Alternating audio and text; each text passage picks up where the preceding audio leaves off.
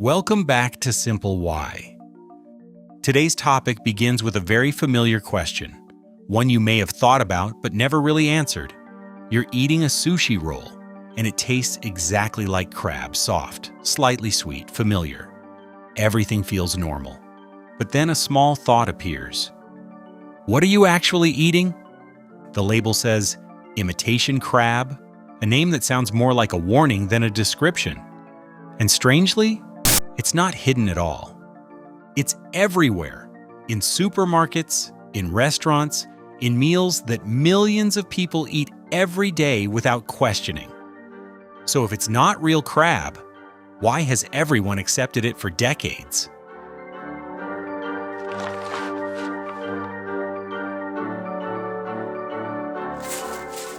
Long before sushi bars and supermarket shelves, this story begins in coastal Japan, at a time when food had one constant enemy: time. Fresh fish could spoil within hours, especially in warm conditions, and not every catch was valuable enough to sell quickly. Some fish were too small, too bony, or simply not desirable in the market. But throwing them away was never an option. So instead of accepting loss, people changed the problem itself.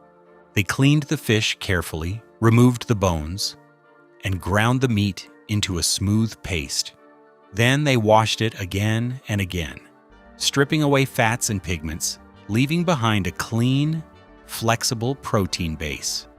That paste could be salted, shaped, and cooked into forms that lasted longer and were easier to transport and store. This method became known as surimi. At that time, it had nothing to do with crab.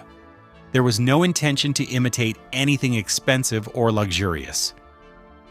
The goal was practical: to preserve food, reduce waste, and turn something low value into something useful and reliable. And for centuries, that was enough. But once a process allows you to control texture, shape, and consistency, it opens a new direction.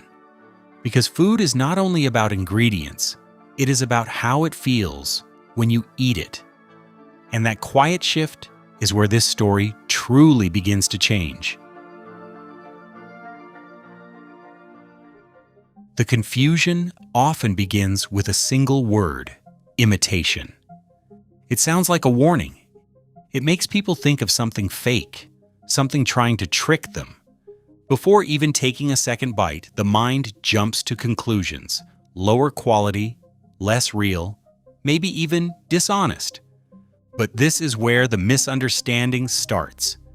Imitation crab is not hidden. It is not pretending to be something else in secret. It is clearly labeled, openly sold, and has been part of everyday food for decades. If this were truly a scam, it would not exist in plain sight.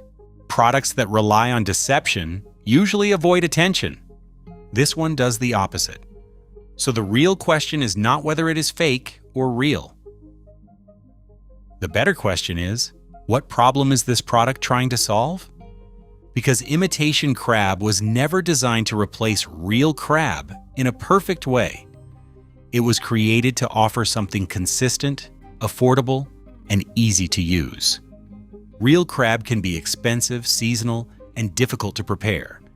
Imitation crab removes those barriers. And once you look at it from that angle, the word imitation begins to feel different.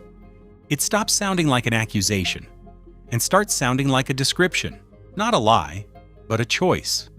A product built to deliver a similar experience under very different conditions. At the center of imitation crab is something very simple: white fish. Most commonly, it comes from mild species like pollock, chosen not for strong flavor but for its neutral taste and flexible structure. The fish is cleaned, deboned, and then processed into a smooth paste. But the key step is not just grinding, it is washing. The paste is washed multiple times to remove fats, pigments, and any strong flavors. What remains is a clean protein base that can be shaped and controlled. This is where the transformation begins. because once you isolate that protein, it starts to behave differently. It can form a soft but elastic network, something that can hold together while still pulling apart in layers. From there, other ingredients are added with very specific roles. Starches give the structure more body. Proteins, sometimes from egg whites, help it bind. Small amounts of sugar and oil improve the mouthfeel, making it softer and slightly sweet.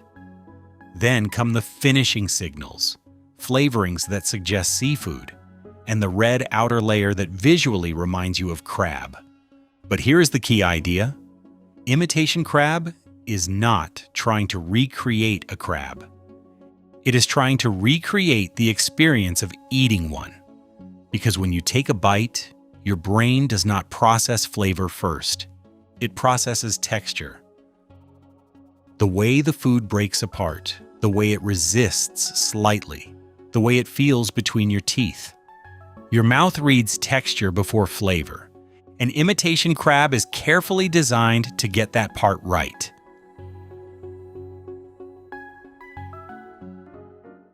The real turning point came in the 1970s, when food technology reached a level where texture could be controlled with precision. Surimi was no longer just a traditional method. It became a system that could be scaled, standardized, and shipped across long distances while still delivering the same result every time. Crab was the perfect target for this transformation. Real crab has many limitations. It is expensive to catch, difficult to process, and its quality changes depending on season and location. Even when it is fresh, much of the experience involves effort, cracking shells, picking meat, and dealing with inconsistency from one serving to another. Imitation crab removes all of that. It is affordable, easy to produce, and most importantly, predictable. Every piece looks the same, feels the same, and tastes the same, no matter where or when you buy it. For restaurants, this means stable costs and reliable portions. For home cooks, it means convenience without complexity. This is why imitation crab spread so quickly, especially as sushi became more popular outside of Japan. It offered a familiar, approachable version of seafood without the barriers that usually come with it. And that is the key insight behind its success. It did not win by being better than real crab. It won by being predictable. You can see imitation crab in some of the most familiar dishes, California rolls, seafood salads, even simple pasta. In these meals, it is not meant to be the center of attention. It plays a quieter role, adding a light seafood flavor that blends smoothly with other ingredients instead of standing out. That is an important difference. Real crab is an experience. It often comes with shells, effort, and a sense of occasion. You slow down, you focus on each bite, and the flavor is meant to be noticed on its own. It asks for time and attention. Imitation crab works in the opposite way. It is designed for convenience. You can open a package and use it immediately, without preparation or extra steps. It fits easily into mixed dishes, where the goal is balance rather than complexity. And that is why it became so common in everyday meals. It does not compete with other ingredients. It supports them. It holds its shape, carries flavor gently, and makes seafood more accessible in situations where real crab would feel too expensive or impractical. In that sense, imitation crab is not trying to replace the original. It is filling a completely different role. Imitation crab is not a deception. It is a solution. It exists because every food we eat is shaped by trade-offs between price, time, and experience. Real crab offers depth, tradition, and a richer flavor, but it comes with higher cost, effort, and inconsistency. Imitation crab takes a different path. It is built to be affordable, stable, and easy to use, fitting into everyday meals where convenience matters more than perfection. And once you understand that, the word imitation starts to change. It no longer feels like something negative. It becomes a simple description of what the product is trying to do. Because in the end, this is not a story about something being fake or real. It is about choosing what makes sense in the moment. So the next time you take a bite, you might pause for a second. Did you always know it was fish? One simple fact at a time, that's how we understand the world. Like, subscribe to Simple Why and tell us your question below. Your why could be our next video.